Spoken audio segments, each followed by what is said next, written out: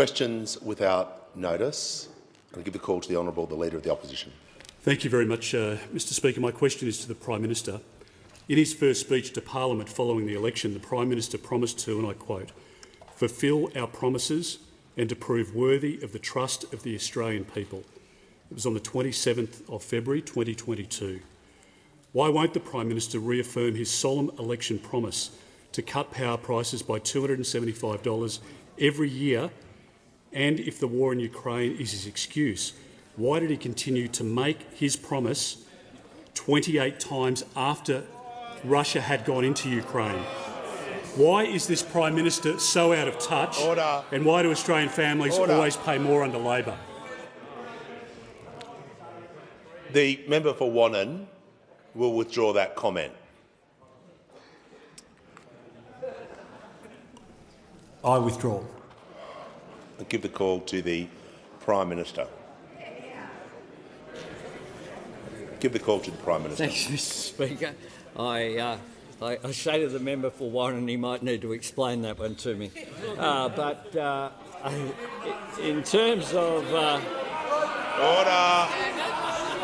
in terms of inflation, Order. Member for Barker will cease clapping. Order. Members on my left. I'm asked about small things, Mr Speaker. Small things, as they say. Small things. The Leader of the Opposition. The fact is that those opposite like to talk about the cost of living and energy prices as if nothing happened on their watch. But the truth is that inflation, which is feeding into higher prices, had occurred before the change of government. Indeed, inflation had taken off before Labor took office. The CPI jumped 2.1% in the March 2022 quarter, the highest increase, the largest quarterly rise in this century, occurred on their watch. And what they also know is that energy prices were going up because the default market offer had already been handed to the government, and they chose to keep it secret. They not only chose to keep it secret, they chose to introduce a special regulation to keep it secret before the election. So they are the circumstances which we inherited when we came to office. Since then, what we've been doing is taking action to lower prices. The action that we've taken, such as the Energy Price Relief Plan of $1.5 billion, those opposite voted against. Order. When the House comes to order, I'll hear from the member for Macquarie. Thank you, Speaker. My question's to the Treasurer. What are the benefits for Australian business and the Australian economy from successfully managing the energy transition, and what are the impediments? Give a call to the Treasurer. Thanks very much, Mr Speaker, and thank you to the wonderful member for Macquarie for her question as well. Successfully managing the energy transition is central to Australia's future prosperity, and that makes it absolutely central to our economic plan as well. As the Productivity Commission identified in its report last week, climate change is and will be an increasing cost felt by our communities and our economy and our country as well. But the shift to net zero should also be seen as an opportunity to create new jobs and new industries and new sources of growth as well, so that what has been a headwind in our economy can be a tailwind in our economy and for our future prosperity as well, if we get it right. Now, the business community in this country understands this opportunity, even if the so-called party of business doesn't. Deloitte estimates that a smooth transition to net zero by 2050 could add an extra $890 billion to GDP over the next 50 years, increase productivity and create an extra 195,000 jobs. The BCA says that low emissions technologies could deliver $30 billion a year of new export revenue from energy-intensive, low emissions products by 2040. A recent study from ClimateWorks estimated that the move towards net zero will require something like $225 billion of additional investment by 2050. So it's absolutely critical, Mr Speaker, that our policy settings allow this investment to be delivered in the most efficient way. Now, Australian businesses and investors see the potential of harnessing demand for renewable energy to broaden and deepen our industrial base, while at the same time maximising our traditional economic strengths. But they need certainty in order to do that, Mr Speaker.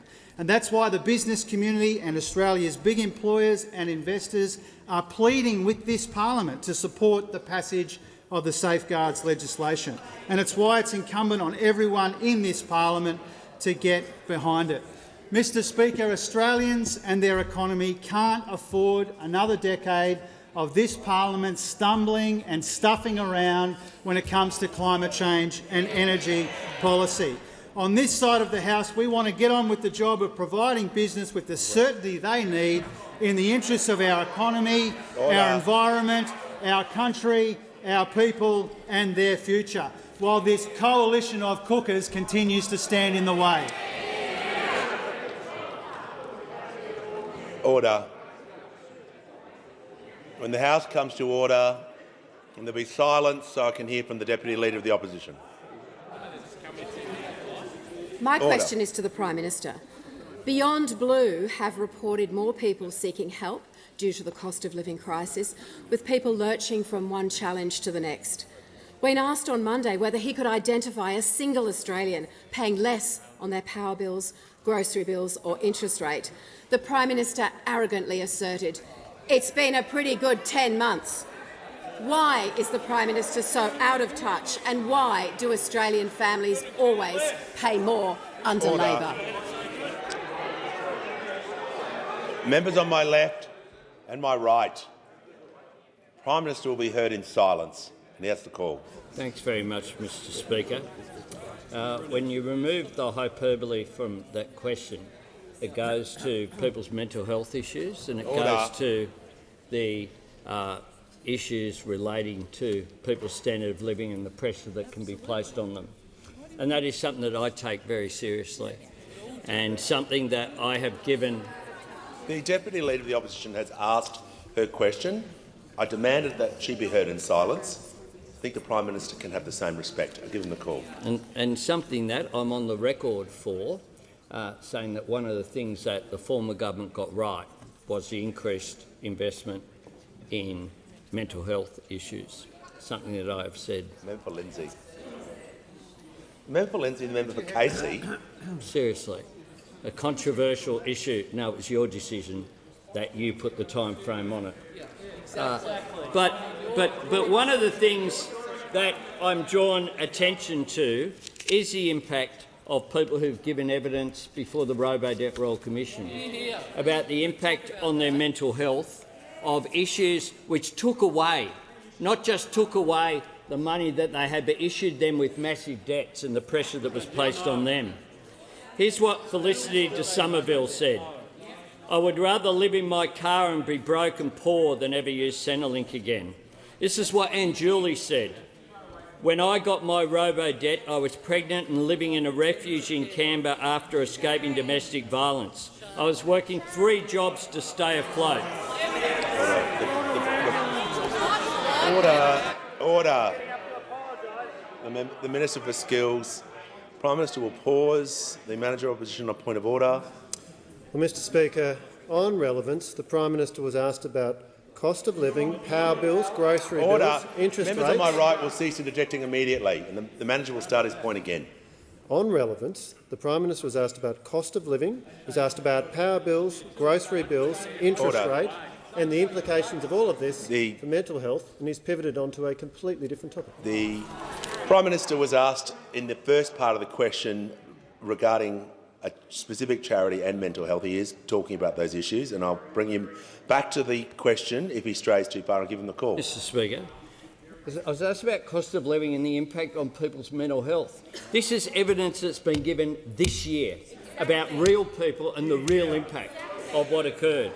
When I got my robo-debt, I was pregnant and living in a refuge in Canberra and escaping domestic violence. I was working 3 jobs to stay afloat. Because of this debt, I was unable to afford medication and was hospitalised. Axel said this: I was worried about how I would eat and whether I could stay in my home. The previous government kicked me in the guts. We need this Royal Commission so we know who did this to us. The member for Green. Catherine, the previous government needs to be held to be accountable because it's immoral for them to impose these debts and then not explain how the debts came to be. Mr Speaker, not only did the robo-debt scandal impose those sort of conditions on vulnerable people in attacking not just the standard of living but whether they had any money at all to survive, we know that the former member for Aston had this to say: we'll find you, we'll track you down and you will have to repay those debts and you may end up in prison. What impact do you think that had on people's mental health? The member for Patterson. The Minister for Early Childhood will cease interjecting immediately. There is far too much noise. I can barely hear an answer. If this continues, a general warning will be issued for the entire House. Give the call to the member for Fraser. My question is to the Minister for Climate Change and Energy. Why are the government's safeguard mechanism reforms so critical? What will be the consequences if the changes do not pass? Give the call to the Minister for Climate Change and Energy. Thank you very much, Mr Speaker. I thank the honourable member for his question and thank him for his very substantial policy contribution in this House. Now, Mr Speaker, our country is on the cusp of a transformation, on the cusp of a transformation to be a sophisticated industrial powerhouse built on renewable energy, Mr Speaker. That is the opportunity for our country. That is the opportunity for our nation, but only with the right policies. A very important policy part of that is the National Reconstruction Fund, which recently passed the House, and congratulations to the Industry Minister, and we look forward to it passing the Senate as well. This is very important for co-investment. The other part of the equation is the framework necessary to encourage that investment with industry and business. And, Mr Speaker, today is exactly 100 days until the 1st of July. On the 1st of July, this country, after a decade of denial and delay, can have a policy regime which encourages that investment in renewable energy, which encourages that investment in decarbonisation. That is the opportunity before the House. Now, I'm asked by the honourable member what the consequences would be of not passing it. Well, we know the coalition is against it. They're against everything. Order. The member for Bass has described her own party's position as going nowhere, and of course she is correct. But what can't go nowhere is climate policy in this country, and that is the opportunity for this parliament over the next fortnight. The consequences of the safeguard reforms not passing are very real for our region, very real for the Pacific, because our targets of 43%, which were legislated by this parliament last year, will not be met without passing the safeguard mechanism. Our projections show that, in fact, the achievement by 2030 will be 35%, Mr Speaker. Now, that is the choice facing this parliament. Targets can be set. It's easy to call for higher targets. It's easy to call for more action. The difficult part is implementing that action. And this government is putting action forward before this parliament for endorsement, and putting action forward to the business community and the country for cooperation to work together to get this job done. It is not acceptable for this country, after 10 years, to say 35% is good enough. We have to aim higher and do more and work harder, Mr Speaker, and that's exactly what this government is inviting the parliament to do with us. So the consequences of not passing this legislation, of not passing safeguard reforms for business who are crying out for this certainty, for people who are crying out for more action, are very real indeed. This government will continue to implement the policies we took to the election, will continue to work with people of good faith and goodwill to see them implemented well, and we will ensure that this parliament makes progress, not a point. The choice is to squander this opportunity or seize it. It's time to seize it. Before I give the call to the honourable member for Ryan. Thank you. My question is to the Minister for the Environment and Water. The massive fish kill in Menindee in New South Wales is a disaster and horrific evidence of the drastic climate crisis. Minister, given the New South Wales government's mismanagement of its water, Will you take over management of the river system to reinstate water buybacks to save the river? And, Minister, would you drink the water from Menindee? Order. I give the call to the Minister for the Environment and Water. Order. Members on my right, members on my left. The Minister has the call. Thank you, and I want to thank the honourable member for her question about the very important task that we have of implementing the Murray-Darling Basin Plan in full, something that we are absolutely committed to on this side of the chamber. It is absolutely devastating to see the events in Menindee, the mass fish kills. Honestly, the interjections from those opposite are so pointless. If you had done anything in 9 years to deliver on the Murray-Darling Basin Plan, we would be in a better place now. Order. The Leader of the Nationals, the Deputy Leader of the Opposition. The member Hasluck. I have recovered more water towards the additional environmental water target in 9 months than you did in 9 years, because you tied up the plan in brown tape. You deliberately sabotaged it. Now, I want to address this very important question that the member has asked about Menindee. 4 years ago we saw mass fish kills. We're seeing them again. Different causes. This time we're talking about deoxygenated black water that's as a result of the floods and the very high temperatures we've seen. Devastating for the town of Menindee and for the environment.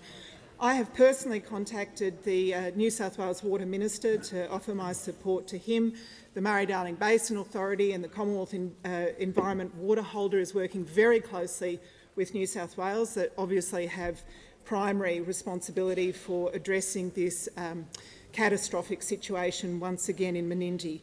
But the more important underlying question that the member is asking is, how do we work cooperatively with the states and territories to deliver on this plan? It is a very important question, because for 9 years we saw so very little progress from those opposite. What we are doing is progressing with the infrastructure projects that actually stack up. We are working across the Murray-Darling Basin system to open purchasing of water towards the Bridging the Gap target. We have to complete that Bridging the Gap target. We are working with fantastic organisations like the one we've got visiting us today, Murray Irrigation Limited, to deliver on the sort of plans that they want to see, to make sure that they have the water they need to meet the food and fibre requirements of our agricultural sector. So for our towns, for our agricultural sector and, very importantly, for our environment, we will deliver on the Murray-Darling Basin Plan in full. The call to the honourable member for Dunkley. Thank you. Thank you, Speaker. My question is to the Prime Minister. How does the AUKUS agreement, announced last week by the government, invest in our capability and in our relationships? The call to the Prime Minister. I thank the member for Dunkley for her question and for her commitment to making Australia a safer and more resilient country. We are, as a government, investing in our capability, and we're also investing in our relationships. This represents the single biggest investment in Australia's defence capability in our history, and the single biggest leap in terms of capacity and use of technology in our history as well. Importantly, this will be an Australian sovereign capability. Once the Australian flag appears on a plane, a piece of equipment, a ship, a submarine, then it is controlled by Australia, and it operates at the direction of the government of Australia. In this case, what we'll be working towards is the building of nuclear-powered submarines in Adelaide that will be built by Australian workers, with Australian products, having Australian skills and producing, of course, 20,000 direct Australian jobs, as well as a massive multiplier effect on our capacity to have advanced manufacturing in this country. Now, there is a cost to any major project such as this, and we have put out the estimated costings there for all to see in the interest of transparency. And what that represents going forward is about 0.15% of GDP. Now, our defence budget will be at least 2% of GDP. What I have said is that in future, I said at the Lowy Institute before the last election, and I continue to say, I expect that our defence budget in the future will actually grow higher than 2%, but certainly won't be lower. Therefore, this particular project will represent under 10% of our defence budget. So when we sat around the NSC and other bodies and worked through, is this the right thing to do? You have to come to the assessment based upon, does this increase the capability of our defence by more than 10%? The answer to that is overwhelmingly yes. Overwhelmingly yes. They will stay underwater for longer, they're faster, they don't need to snort, come up as often. This unlocks a set of transformative opportunities. It will shape and strengthen and grow Australia's economy for decades into the future. Call to the member for Hume. Thank you, Mr Speaker. Order. My question is to the Prime Minister. Research by Finder shows that Victorians with a mortgage have seen, on average, monthly repayments rise by $1,083 every month. Yet on Monday, when the Prime Minister was asked if he could identify a single Australian paying less on their interest rates, he said, "It's been a pretty good 10 months." Why is the Prime Minister so out of touch, and why do Australian families always pay more under Labor? Order. The Minister for Climate Change and Energy. Prime Minister will be heard in silence. He has a call. Thanks very much, Mr Speaker. Once again, the Treasurer puts on sad face because he again misses out on a question from the Shadow Treasurer. Order. From the Shadow Treasurer.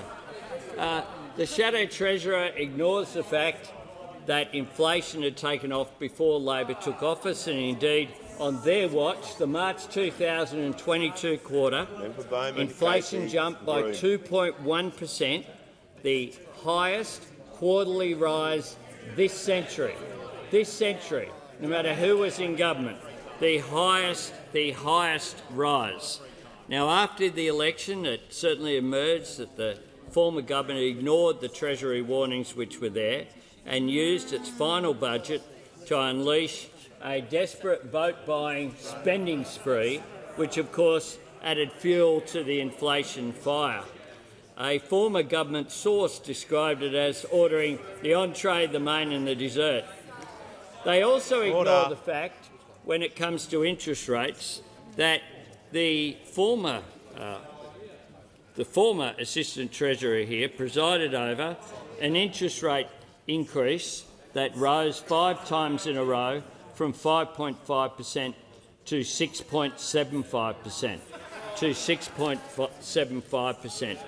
So the truth is that, the Shadow Treasurer opposite pretends that there wasn't inflation before the election, when in fact inflation was having the highest single quarterly increase in this century, and he ignores the fact that interest rates began rising on their watch. Give the call to the member for Macon. Thank you, Mr Speaker, and my question is to the Deputy Prime Minister. How will Australia's nuclear-powered submarines open opportunities in science and research and create a skilled workforce for generations to come? Give the call to the Deputy Prime Minister and Minister for Defence. The Deputy Leader of the... No.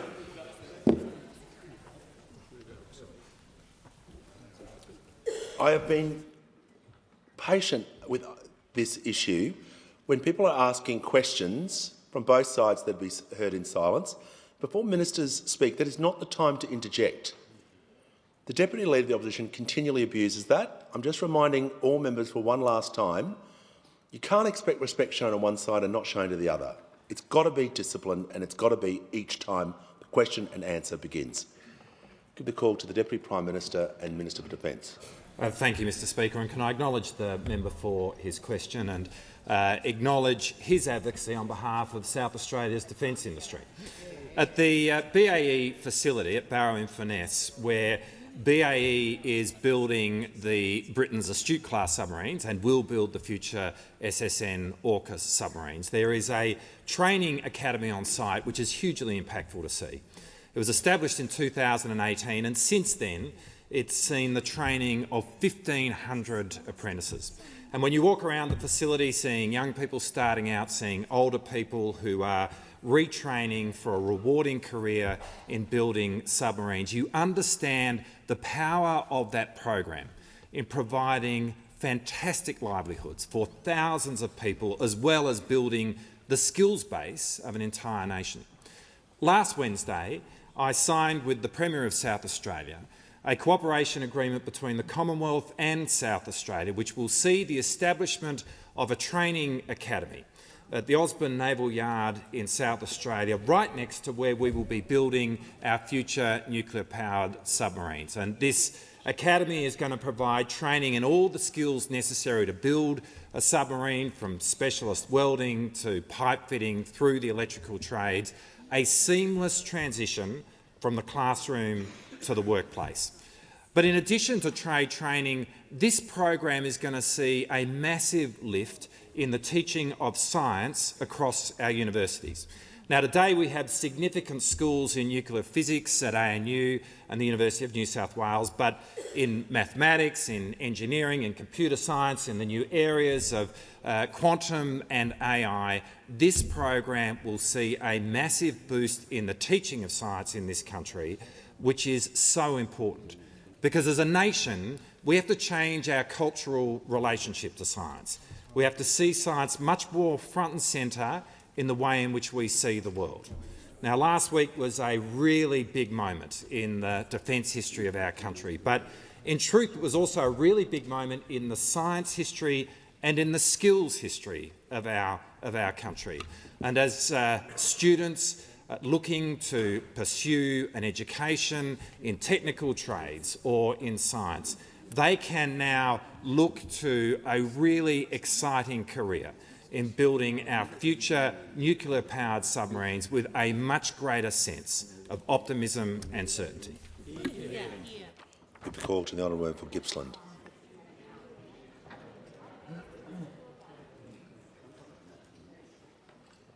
Thank you, Speaker. And my question is to the Minister for Local Government and member for Eden-Monaro. I referred to the Minister for Transport's admission yesterday that the Growing Regions program funding guidelines haven't been finalised 10 months since the federal election. Does the Minister for Local Government agree that Labor's failure to deliver this program in a timely manner means local councils will be forced to build less with the funding when it's finally provided? Order. Order. The member for Page. Can I hear from the Leader of the House? Just in terms of the minister it's directed to, by definition in the way that question was framed, he went through the minister responsible and then directed the question somewhere else. Yes, he did. I'll hear from the manager. Well, the question was directed to the Minister for Local Government, and she has portfolio responsibility, and we ought to hear from her.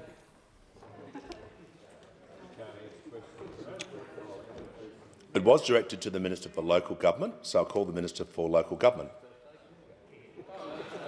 Thank you, Speaker, and thank you very much for the question. There is no doubt it is incredibly important for our local councils to have certainty. And I think what happened over the last 10 years is that there was no certainty. Because these guys, those opposite, needed a colour-coded spreadsheet to actually deal with any applications from councils. We have 546 local councils across the country, and what we saw was councils spending time and money applying for grants, and they were never assessed on their merits because you guys needed a colour-coded spreadsheet. I mean, you know that councils have limited budgets, and what you did to them was put them through a process where they expended money, they expended ratepayers' money, expecting they'd have a fair and transparent process, and you never delivered one. Order. The Minister was... Order. Members on my right. The Minister will resume. The member for Bennelong, the Minister for Social Services, the Minister for Infrastructure will cease interjecting as well. I'll hear from the leader. The member for Barker. I'm trying to hear from the Leader of the Opposition. On a point of order, Mr. Speaker, on relevance, firstly, thank you for allowing this minister to speak. It's a great insight. Secondly, what's the point of order, Mr. Speaker? It refers to the minister's admission yesterday that the Growing Regions Program funding guidelines haven't been finalised for 10 months. Right, can she please go to that part of the question? Resume your seat. The question... Well, order. The question was directed to the Minister for Local Government.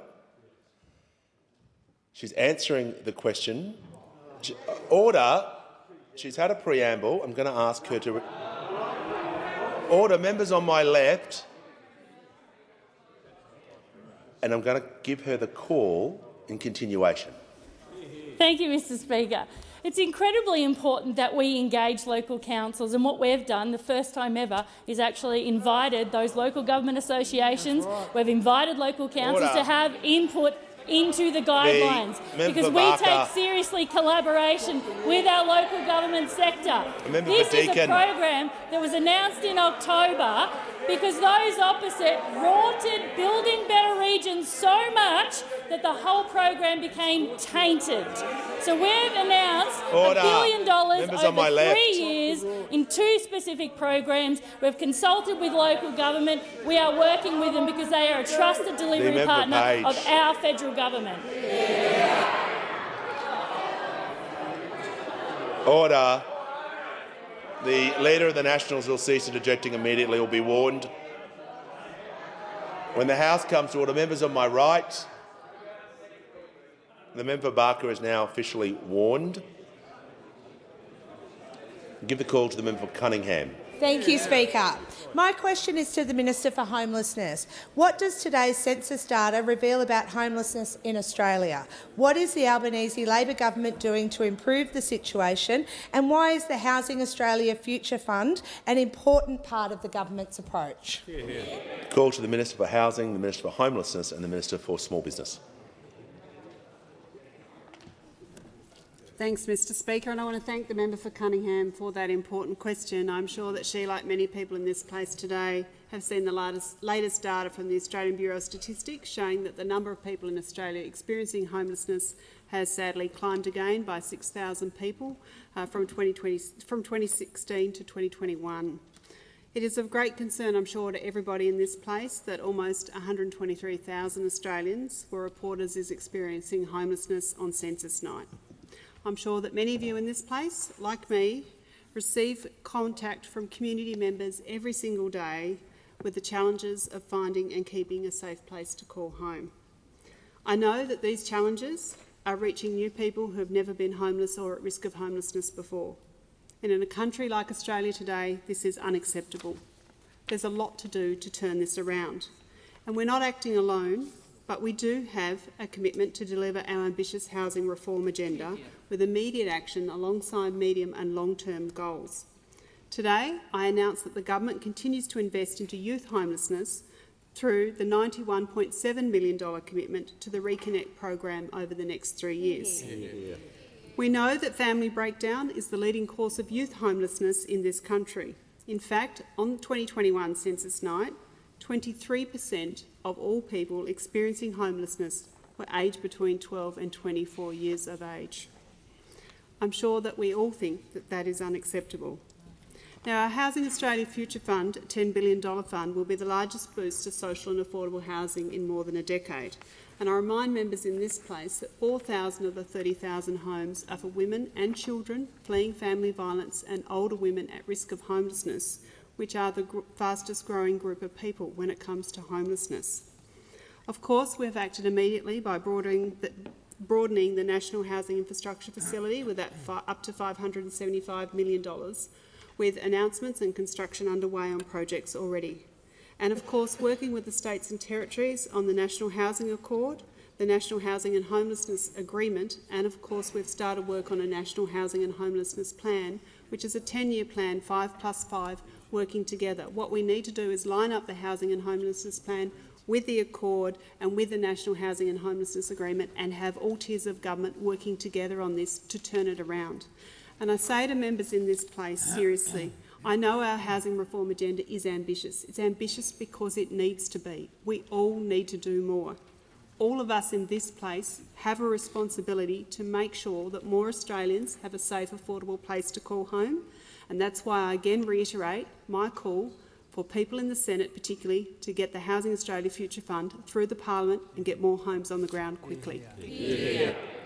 Call to the member for Herbert. My question is to the Prime Minister.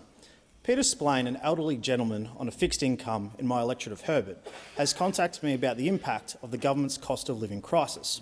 He told me that he's having to choose between cooking his dinner and turning on his air conditioning because of the spiralling power price increases. Can the Prime Minister inform Mr Splain when he'll receive the promised $275 cut to his power bill? Why is the Prime Minister so out of touch? And why do Australian families always pay more under Labor? Call to the Prime Minister. You voted to make it worse. Thanks, Mr Member Speaker. McEwen. I thank the member for Herbert for his question, and I hope he informed his constituent that he voted against $1.5 billion of energy price relief. I hope he did that. I hope he also informed his constituent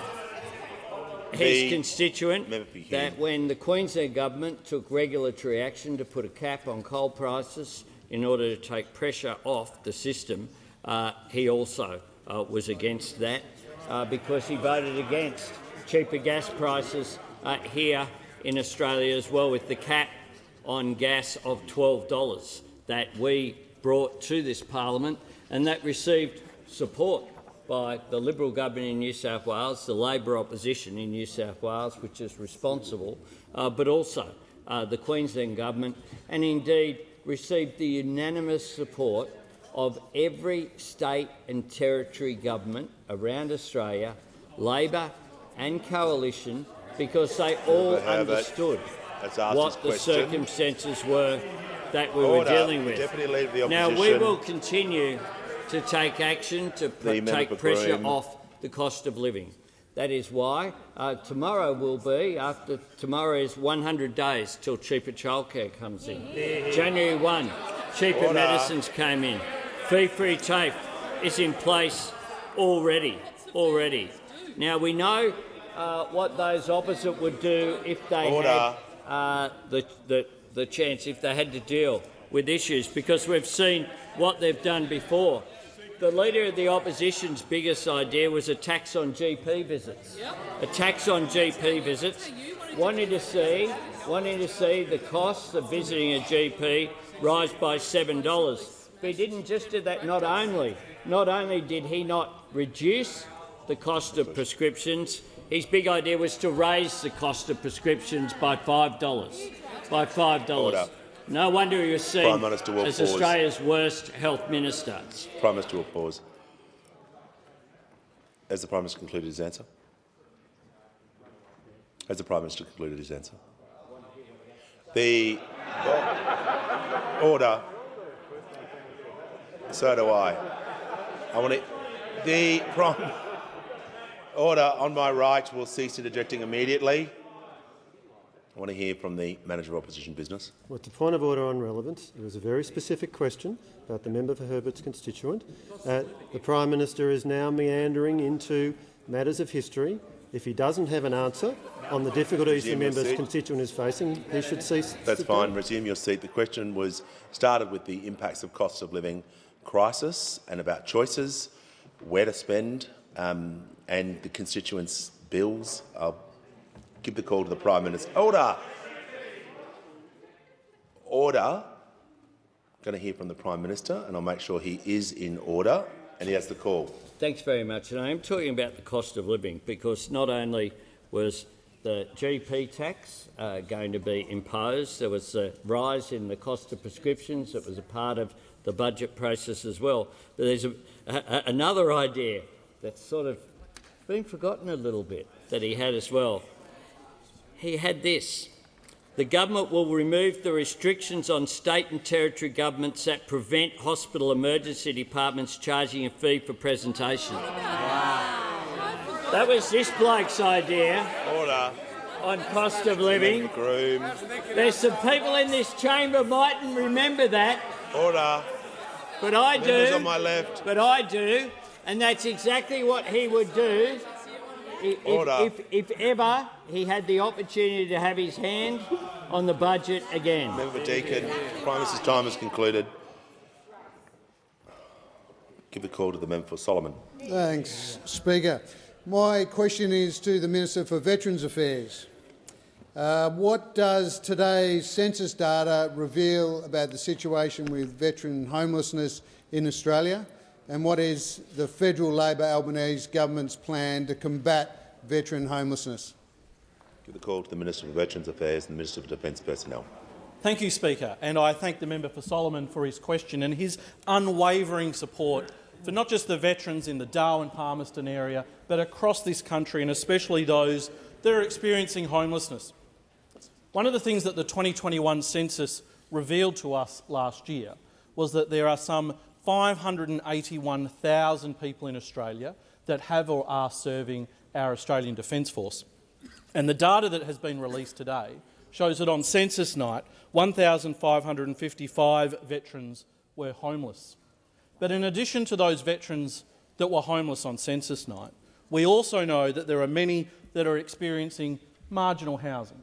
Those that are at risk of homelessness, those that are couch surfing, those that are staying with family and friends or in temporary accommodation in caravan parks or the like. That leaves these veterans in a very vulnerable position. And of course, for any veterans that are experiencing homelessness or feel that they're at risk of homelessness, I do ask them to contact the Department of Veterans Affairs on 1800 838 372 or Open Arms on 1800 011 046. But I've been asked about what are we doing to support those veterans that are experiencing homelessness or at risk of homelessness. And the Labor government has an ambitious agenda when it comes to this issue. And of course it is part of our $10 billion Housing Australia Future Fund plan, from which there will be $30 million that will go to supporting veterans experiencing homelessness and at risk of homelessness, not just with housing itself, but with the wraparound services to support them. And I was quite happy to see that on Monday, Senator O'Sullivan, in the other place, was talking about the plans from the Royal Air Force Association of WA to build an Andrew Russell Veterans Living Centre based on the one in South Australia to support veterans in Western Australia. And I met with RAFA WA last year to talk about those plans. Earlier this year I met with VASI RSL from Victoria to talk about their plans for homelessness services to support veterans with wraparound services to support them.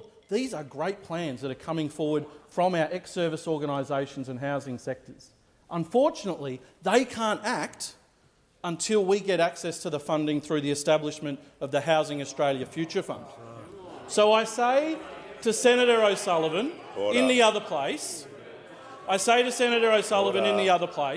instead of being part of a Liberal National Green coalition against the Housing Australia Future Fund, you all have an opportunity in the other place to support this legislation and to support veterans experiencing homelessness and at risk of homelessness.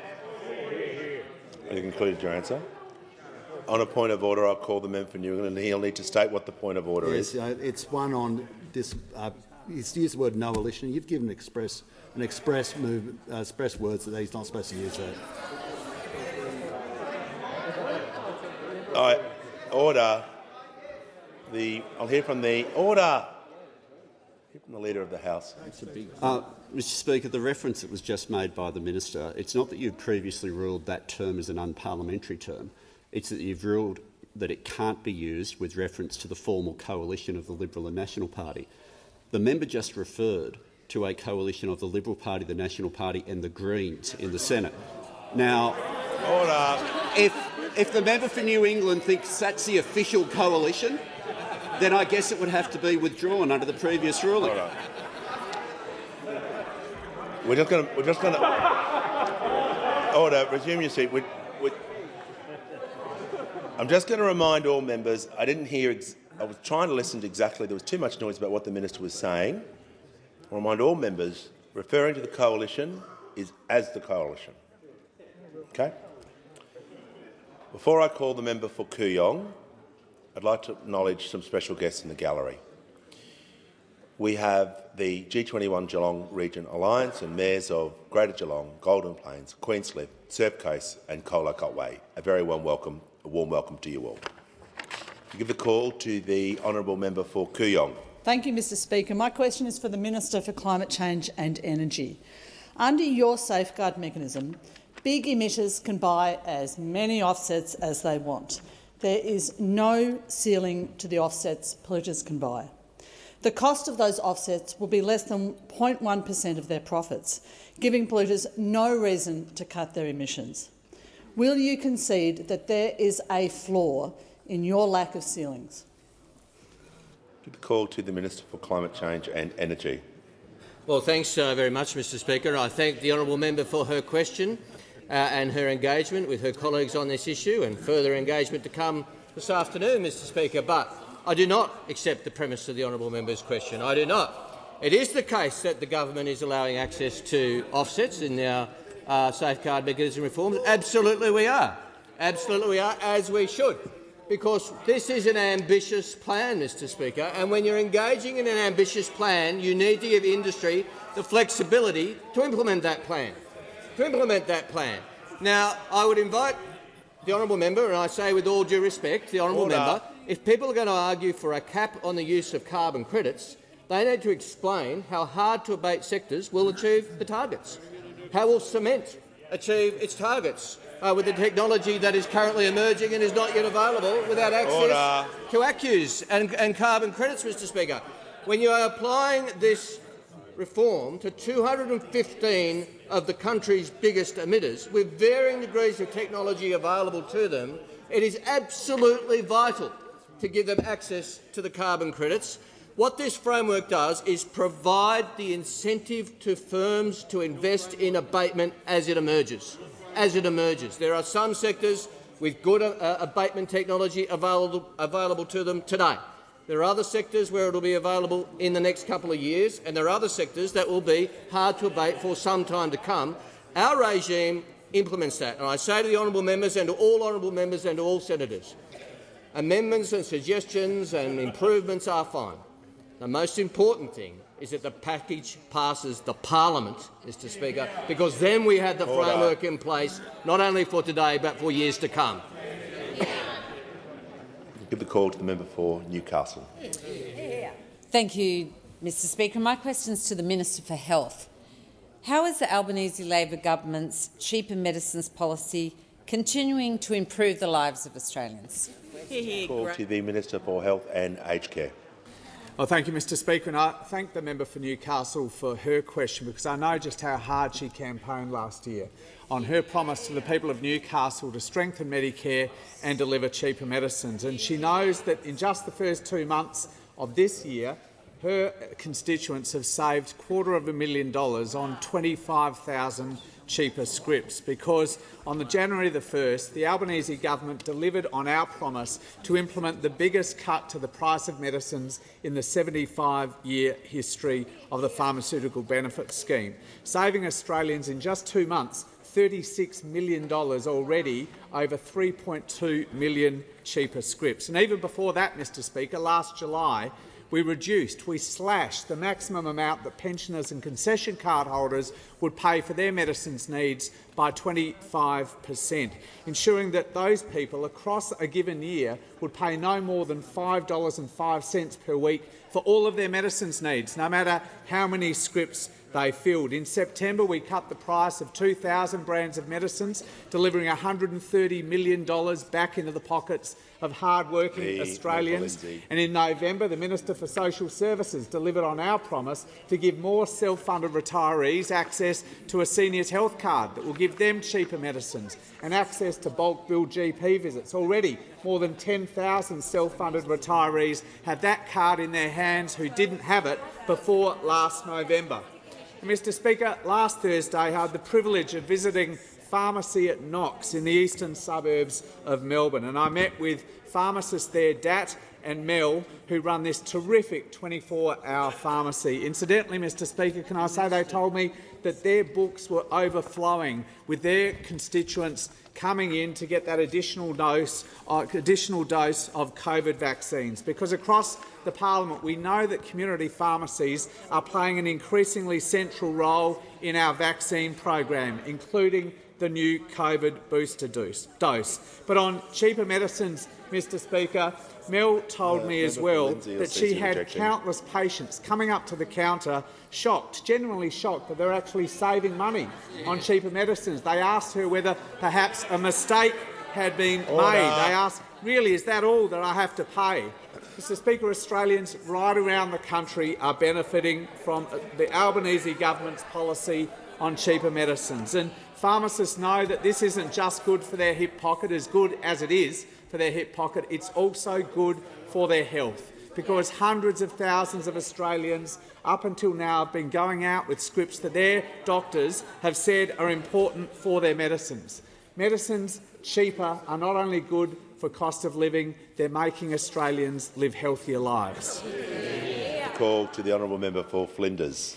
My question is to the Prime Minister. Last week's Westpac Melbourne Institute survey of Consumer Sentiment Index was below 80 for 2 months in a row. Chief Economist Bill Evans said, runs of sub-80 reads have only been seen during the late 1980s, early 1990s recession and in the Banana Republic period of concern in 1986. Why does consumer confidence always collapse when Labor is in government? Why is the Prime Minister so out of touch? And why do Australian families always pay more under Labor? Order. The Minister for Home Affairs and Cyber Security, the Minister for Skills or Seasons. Members on the Minister for Home Affairs is warned. Give the call to the Prime Minister. I thank the Shadow Treasurer for her question. Mr Speaker, there have been a range of figures come out, as happens on our economy, and in the member for Deakin. Order. The Prime Minister will just pause. The member for Deakin. The member for Deakin will cease to. If you interject one more time, you will be ejected from the chamber for the second day in a row. Give the call to the Prime Minister. In February, 64,600 jobs were created. What that means is that more than 250,000 jobs have been created since we came to office. More than 250,000. Indeed. More jobs created in our first 6 months in office than were created in the first 6 months of any government since they started keeping these records. Now, Senator Cash had this to say on the 16th of February. We gave one challenge in relation to the jobs market, and that was to keep unemployment in Australia as low as possible. Well, we've done that.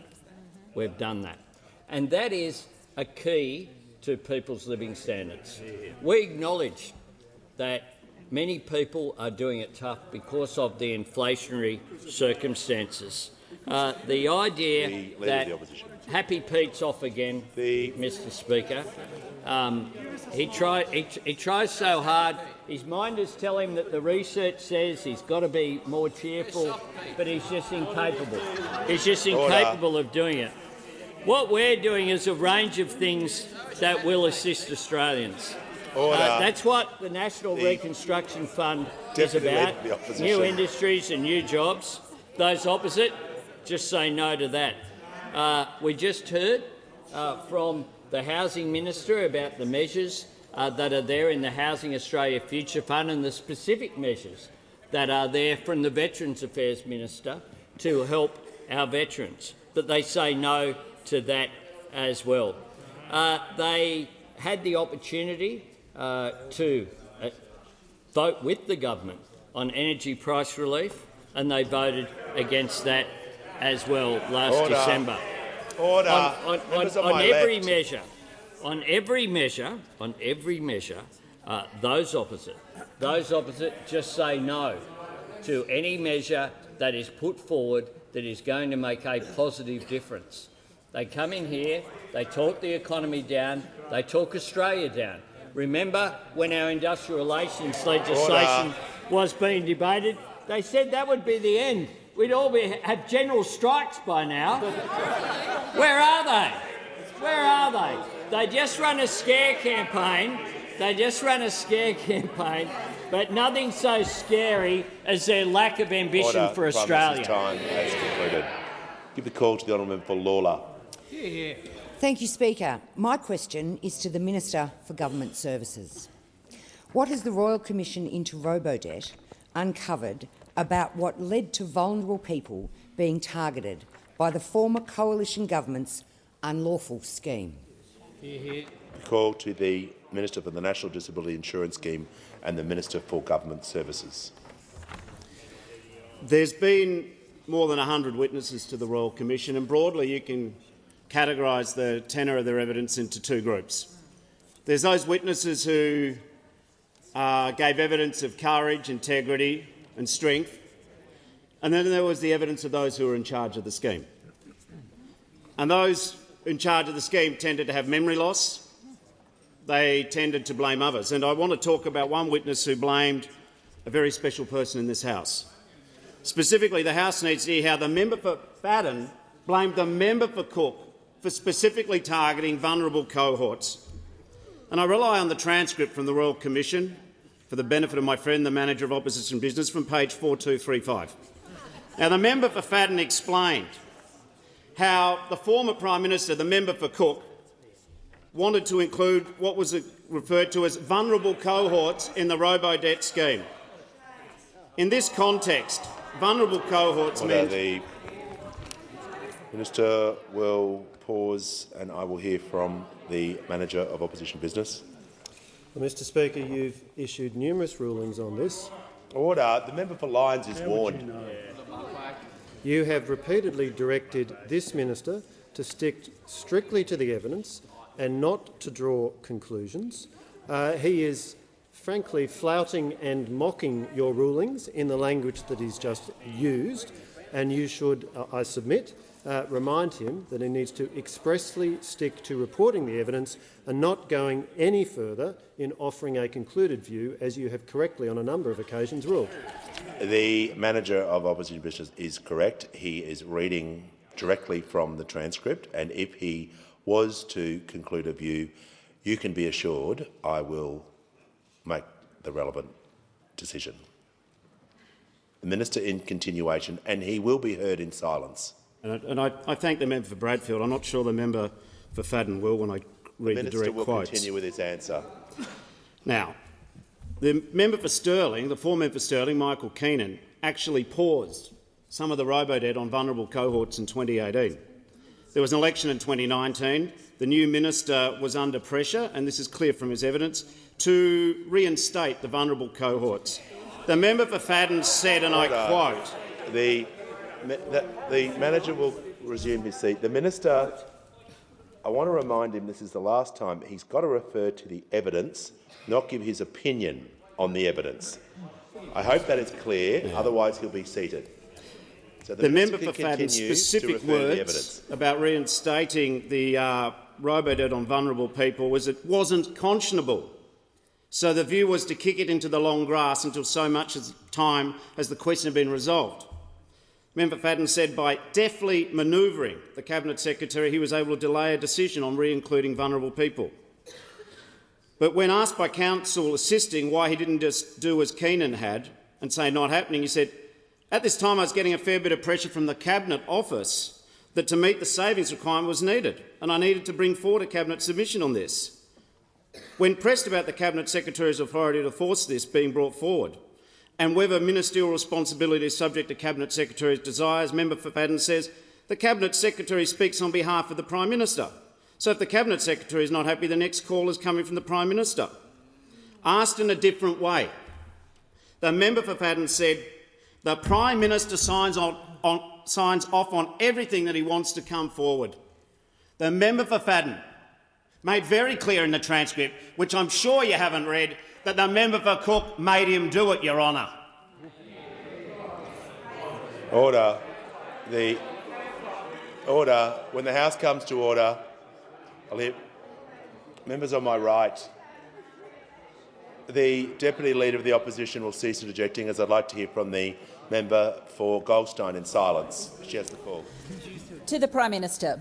In your AUKUS speech, you referred to Australia's proud leadership in non-proliferation, but constituents tell me they fear a nuclear arms race because of AUKUS.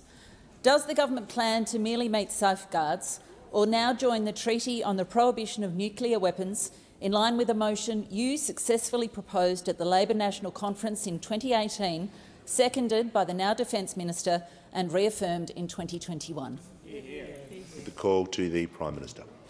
I thank the member for her question and for her commitment on these issues, including to nuclear non-proliferation. The Labor Party has a proud history of championing practical, international non-proliferation and disarmament efforts, going back to the work that Gareth Evans and the Hawke government did, going through to the work that was undertaken under the Rudd and Gillard governments, and that will continue to occur under a government that I'm proud to lead. We are steadfast in our support for the Treaty on the Non-Proliferation of Nuclear Weapons as the cornerstone of the global non-proliferation and disarmament regime. And there is no question that Australia recognises the devastating consequences for humanity of any use of nuclear weapons. And tragically, we've seen that authoritarian tin pot dictator, Vladimir Putin, threaten the use of nuclear weapons against the people of Ukraine. So we know the consequences of proliferation. We are redoubling our efforts to achieve a world free of nuclear weapons, including by helping others to meet the same high standards to which we hold ourselves. Now, on the issue of nuclear propulsion for submarines, it's important to draw the distinction. They have nuclear propulsion. They will not have nuclear weapons.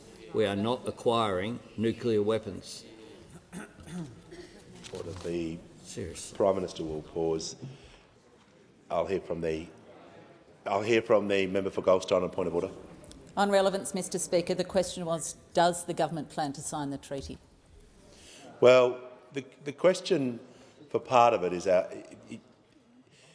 asking about a decision of a national conference, which under the standing orders is not applicable to the Prime Minister. So for that part of the question, he can delete that and I'll ask him in continuation. Thanks very much, Mr Speaker.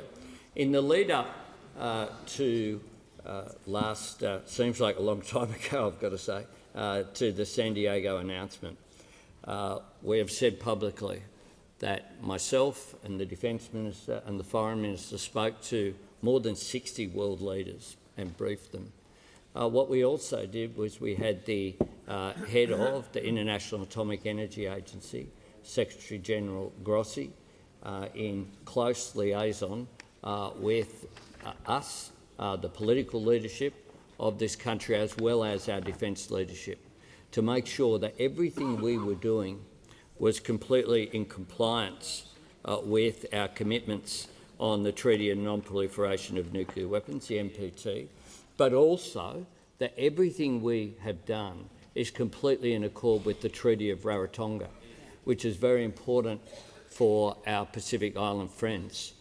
We made sure that we got that right. Now, on the issue of the Treaty for the Prohibition of Nuclear Weapons, Australia certainly has a view very clearly that a world without nuclear weapons would be a very good thing. We don't acquire them ourselves. We wish that they weren't there. What we will do, though, is we'll work systematically and methodically through the issues in accordance with the commitments that were made in the national platform. Prime Minister, They're there. Time has concluded. Give the call to the member for Caldwell. Thank you, Mr Speaker. My question is to the Minister for Government Services. What has the Royal Commission into Robodebt revealed about the true human cost of the former coalition government's unlawful scheme? Call to the Minister for the National Disability Insurance Scheme and the Minister for Government Services. I thank the member for Caldwell for her question. The Royal Commission has revealed a terrible human cost to this monstrously illegal scheme. I know that when the Prime Minister announced the Royal Commission with my colleagues, the Attorney-General, Minister for Social Services and myself, that the current Leader of the Opposition called it a witch hunt, just a witch hunt. So I perhaps ask the Leader of the Opposition to reconsider calling the Royal Commission a witch hunt in the light of the evidence of Jennifer Miller and Kath Madrick. Both women gave evidence to the Royal Commission. Both women I've met, both women I respect, both women lost sons.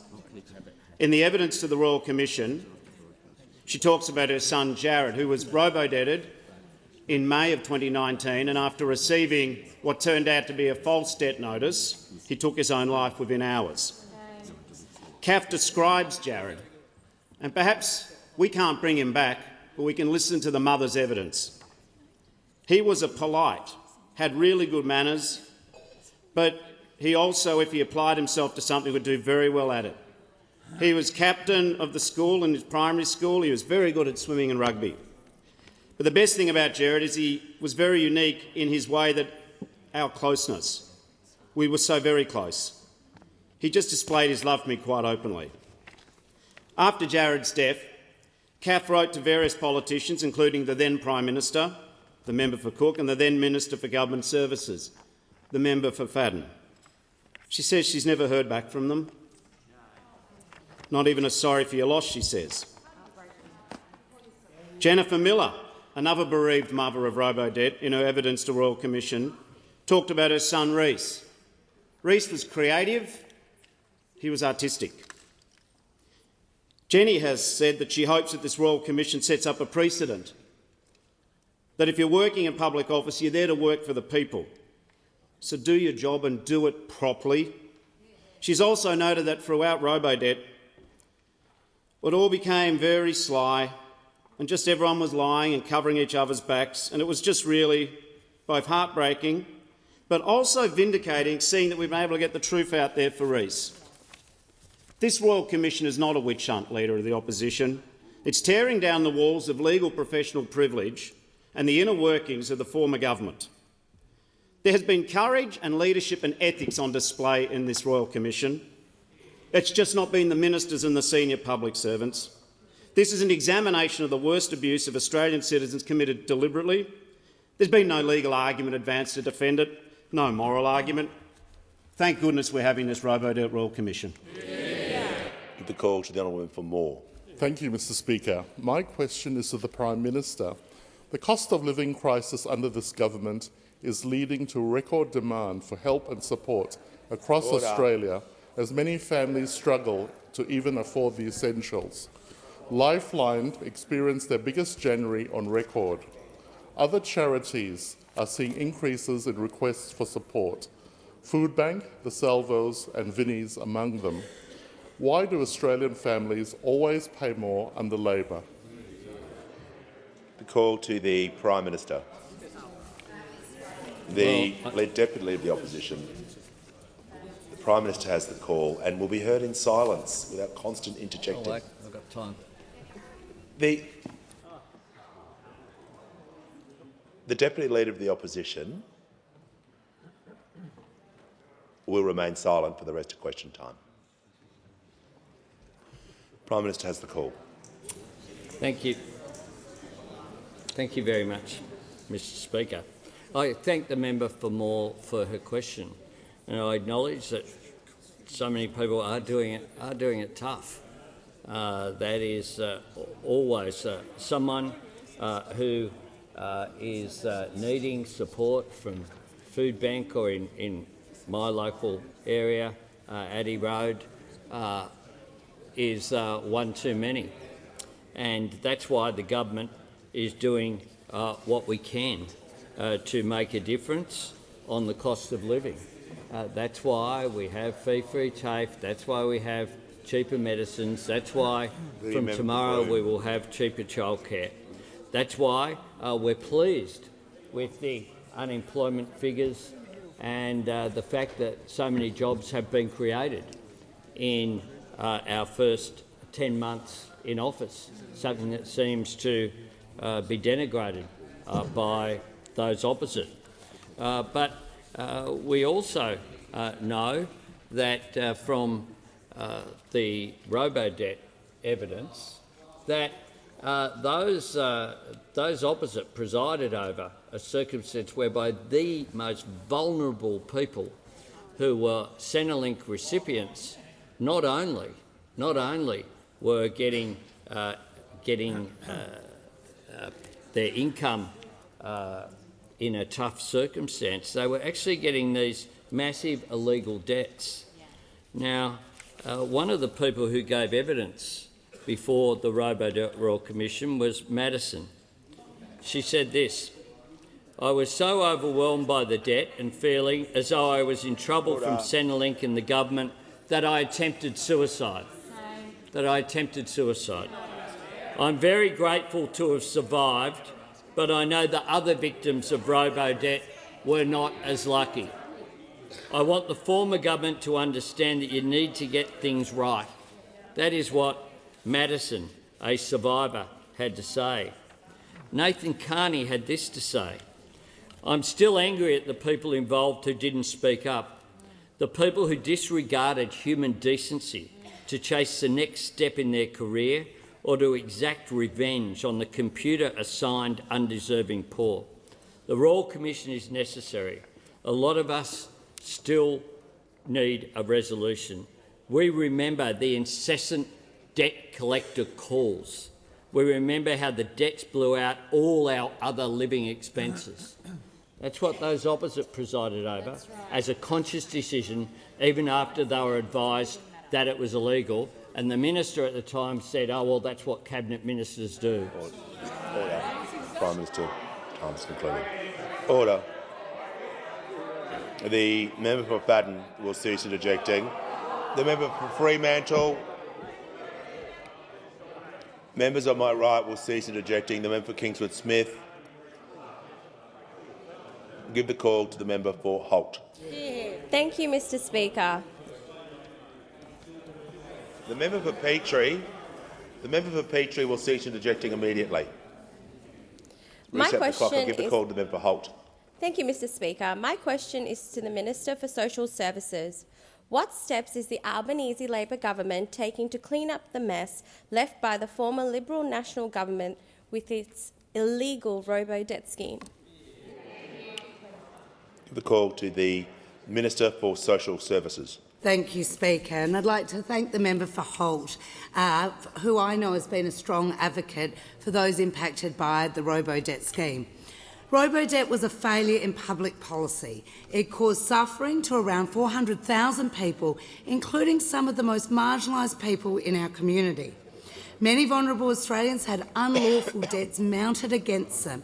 Some of them were hunted down, chased by debt collectors, hounded for repayments for debts which didn't make sense and in many cases they didn't owe.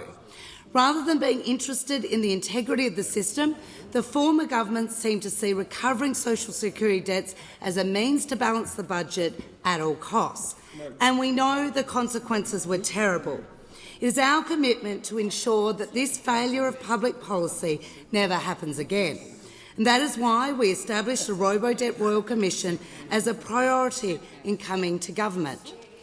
Australians gave evidence to the Robodebt Royal Commission describing their sheer terror after receiving often inaccurate debt notices for tens of thousands of dollars. One victim had to consider selling her home, that she would lose everything to manage the debt which she was inaccurately issued with. Another reported feeling like concerns about unlawful debt applied to her that fell on deaf ears. She reported how the robo-debt methodology of income averaging caused a debt to be raised against her when it shouldn't have, and she reported how debt collectors viciously attacked her in their attempts to recover money. She said no one listened to her. The Robo-Debt Royal Commission has been the first step in ensuring we can fully understand what went wrong and how to prevent it from happening again. After establishing the Robo-Debt Royal Commission, this government took action to provide some certainty to the 197,000 people who had a robo-debt review commenced but not completed. It was still hanging over their heads. These reviews were closed by the Albanese government last year, ending the uncertainty and worry that many people endured as a result. Further action will be informed by the Royal Commission's recommendations that will be handed down in June to make sure that this never happens again. This government, the Albanese government, is committed to delivering a better Australia, and this means delivering a social security system that is there to support Australians in need, not demonise them and stigmatise them. Give the call to the honourable member for Durack. Thank you, Mr Speaker. My question is to the Prime Minister. Under this Labor government, business confidence is falling and consumer confidence is at near historic lows, not seen since the 1990s Keating recession. With mortgage costs going up and up, inflation at 30-year highs, energy bills rising again on 1 July and families increasingly unable to afford the basics, why did the Prime Minister break his promise of cheaper mortgages and a $275 cut to household power bills? Prime Minister, why do Australian families always pay more under Labor? Give the call to the Prime Minister. Thanks, Mr Speaker. I'm asked about business confidence. Well, I tell you what, there's a bit of legislation before the Senate that's precisely about business confidence. The safeguard mechanism is the most important thing that we can do to give certainty to our major companies, in Australia. And the Leader of the Opposition went along to the AFR Business Summit and he said this. He was asked about the strong business support for the government safeguard mechanism. And he said this, certainly from some sectors there's a very different story, and that's been the private conversations that we've had with some of those CEOs and some of the boards. Now, I asked the Leader of the Opposition, who are the boards? Who are the CEOs who say they're against the safeguard mechanism? Because my friend Phil Curry had an observation about that. My friend Phil Curry Members on my left. After Opposition Leader Peter Dutton reaffirmed the coalition would vote against the legislation and claimed some companies were urging him privately to block it, business leaders urged a rethink. Business Council of Australia President Tim Reed told the Australian Financial Review Business Summit, "We are disappointed with the opposition's position." He said the safeguard mechanism was the best available option for decarbonisation. And he questioned Mr Dutton's claim about businesses saying one thing in public and another thing in private. He went on to say this, "I haven't had any come out and say they got this wrong." Mr Reid said, of the 44 BCA members who will be affected by the mechanism, so it's 44 in favour, 0 against the safeguard mechanism. The Leader of the Opposition was caught out trying to verbal the business community to the business community. They were sitting there at the conference and he's telling them, no, you don't know what you think. I know better what you think. Oh, it's just extraordinary. No ideas, no alternatives, no credibility. Give a call to the member for Hasluck. Thank you, Speaker. My question is to the Minister for Environment and Water. Why is Australia so far behind on our national recycling targets? How is the Albanese Labor government cleaning up the mess it inherited on the environment from those opposite? I give the call to the Minister for the Environment and Water. Yes, thank you so much, Mr Speaker. And I want to thank the member for Hasluck for her question about recycling. I know she is absolutely committed to strengthening recycling in this country, as we all are. And it's very true that we inherited ambitious recycling targets from those opposite. We were very happy to sign up to those targets at the time. Sadly, those opposite, in the 4 years after setting those targets, did nothing to achieve them. In fact, they set a plastic packaging recycling target of 70% by 2025. Sounds great, doesn't it? Guess what they got to? 16%. 16% when they started, 16% when they left office 4 years later. Addicted to announcements, hopeless at delivery. They promised 100 dams, they delivered 2. They promised 22 different energy policies, they didn't land a single one of those. They promised to deliver the Murray-Darling Basin Plan, then they spent 9 years sabotaging it. They promised 450 gigalitres of additional environmental water. They delivered 2. They promised an anti-corruption commission. They spent 1,200 days without delivering it. And they promised a budget surplus and left us with $1 trillion worth of debt. Promises not worth the mug they were printed on. Mr Speaker, in contrast, we are investing $250 million in recycling facilities, including $60 million in particular for soft plastics and other hard-to-recycle plastics. The members for Moreton, for Bean, for Bruce, for Solomon have all been out and had a look at the great new facilities in their electorates. 48 plastics recycling facilities, 11 already delivered. But it's not just that recycling modernisation fund. $100 million in the Clean Energy Finance Corporation to invest in new technologies like the enzyme technologies that can recycle plastics infinitely.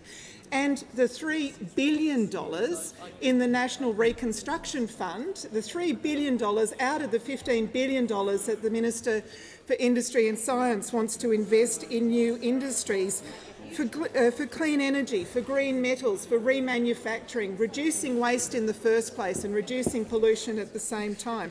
We're reforming packaging laws. We've agreed with state environment ministers to reform our packaging laws by 2025.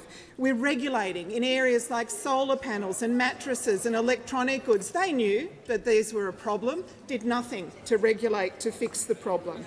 We're bringing together the big supermarkets to really deliver on soft plastics recycling once again to start the collections. Time has concluded. Give the call to the Prime Minister.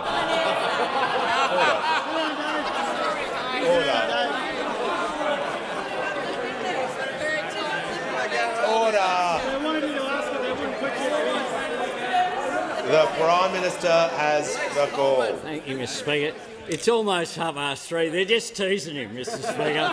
They're just teasing him. I ask that further questions be placed on the notice paper.